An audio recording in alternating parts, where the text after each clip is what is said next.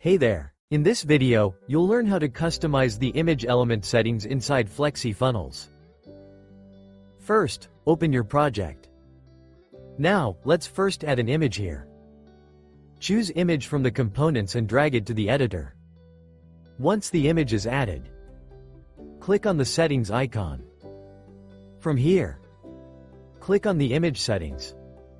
Now, click here to add an image for your project. You can either upload an image, or can choose from the existing ones. Your image is now added. You also have these options to modify the settings. Now, let's go to Advanced Settings. Click on the Advanced Settings icon. You will see these options. You can add your image title and alt here. Choose an action type for the project. Let's choose Scroll to Section first. Choose a section where you want it to scroll. Second option is Open URL. You will have to enter a website URL here for redirection. The third option is the Open Pop-up. To activate this, select a pop-up that you already have or create a new one.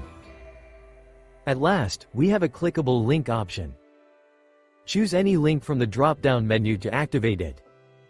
That's it. You now know how to work with image settings. Thanks for watching.